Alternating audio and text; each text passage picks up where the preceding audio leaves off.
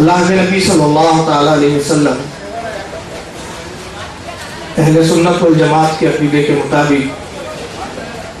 حاضر و ناظر ہے۔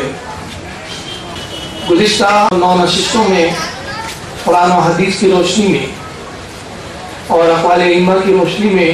ہم نے اس بات کو ثابت کیا کہ نبی پاک صلی اللہ تعالی علیہ وسلم حاضر و ناظر ہے۔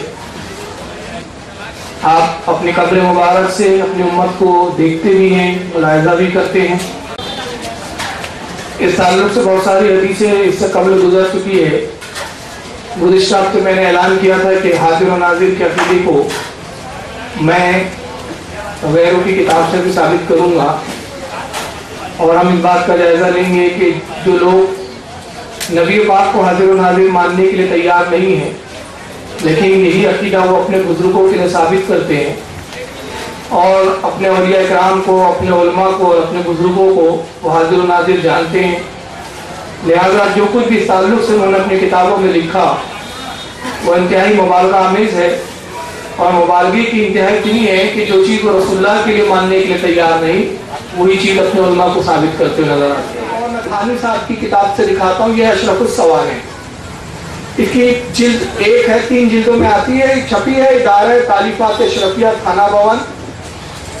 ضلع مظفر نگر یوپی سے چھپی ہے۔ اس کے لکھنے والے مولانا اشرف علی کے خاص کے خلیفہ ہے جن کا نام ہے حضرت خواجہ عزیز الحسن غوری مجذوب صاحب، از اکابر خلفائے حکیم الامت حضرت تھانوی، حضرت تھانوی کے خلیفاؤں میں سب سے پہلے نمبر 1 کے بڑے خلیفہ ہیں، اکابر خلفاء میں سے۔ اس کتاب میں اشرف علی تھانوی کی زندگی کے انہوں نے حالات لکھے تھانوی صاحب سے نقل کر کے۔ چنانچہ تھانوی صاحب کے ایک دادا تھے، مولانا اشرف علی تھانوی کے دادا تھے جن کا نام تھا مولانا محمد فرید صاحب۔ چنانچہ لکھتے ہیں کہ پردادا صاحب تو کرانہ، پردادا تھی، دادا نہیں تھا، پردادا تھی، کہتے ہیں کہ پردادا صاحب تو کرانہ اور شاملی کے درمیان جہاں پختہ سڑک ہے شہید ہوئے، اور وہیں پر پیر سماؤ الدین صاحب کے مزار کے پاس دفن کیے گئے، اور شروع میں بہت عرصے تک ان کا عرس بھی ہوتا رہا، شروع میں ان کا عرس بھی ہوتا رہا۔ اس کا مطلب ہے کہ پہلے دیوبند کے بزرگ عرس بھی منایا کرتے تھے، بعد میں پھر بدعت اور شرک کہنے لگے، پہلے عرس بھی مناتے تھے۔ کسی بارات میں تشریف لے جا رہے تھے کہ ڈاکوؤں نے آ کر بارات پر حملہ کیا، ان کے پاس کمان تھی اور تیر تھے، انہوں نے ڈاکوؤں پر دیرانہ تیر برتانا شروع کیے، کیونکہ ڈاکوؤں کی تعداد کثیر تھی اور ادھر سے بے سر و سامانی تھی، یہ مقابلے میں شہید ہو گئے۔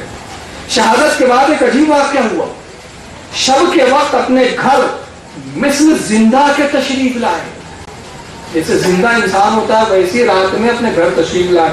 اور اپنے گھر والوں کو مٹھائی لا کر دی،